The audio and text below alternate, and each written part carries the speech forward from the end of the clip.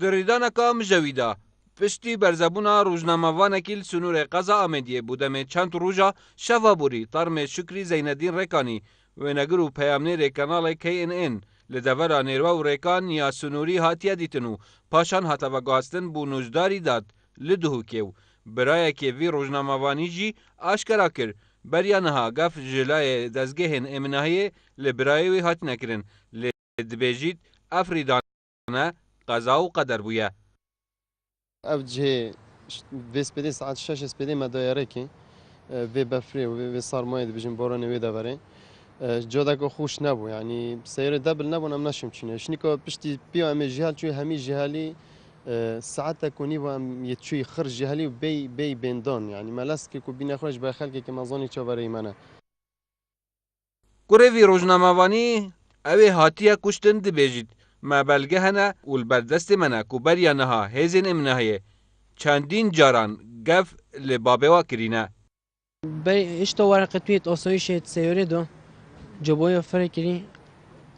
ka çi kêşet geldi heye ev e bo sabû yanî wareqet asayişê may balge Efrîdane wek pêdivî işte em nizanîn jûr ve bes wekî me çavê xwe dîtî em teebîrekê dîne vê şûrê ihtimala wî dalga pê xwe dabîtin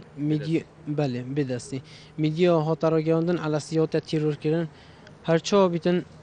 qeza qedar bû nehate tîrorkirin bes pa mîdya heq bûn çunkî hereşet kuşnê lê halbûnekirin pêşî du rojan evî hevalêtxwe agedar kirbûn ku halû mesele ev e. Berpirsê nivîsîngeha kanalê KNN li Duhokê daxa ji dezgehên ewlehiyê diket bi wirdî dîvçûna vê keysê bihêtekirin û ne wekî keysên borî yên rojnamevana sînaryûyên bêbinema bû bêhêne dîtin. بابەتەکە ئێستا لە گۆڕەپانی ئەوانە و پێویستە ئەوان کۆڵینەوەکان ئاشکرا بکەن وە چۆنیەتی گیان لەدەستدانی ئەم کارمەندەی ئێمە ئاشکرا بکەن هەر چۆنێک بێت بە هەر بابەتێک بێتن بەڵام وەکو خۆی ڕاستیەکان نەک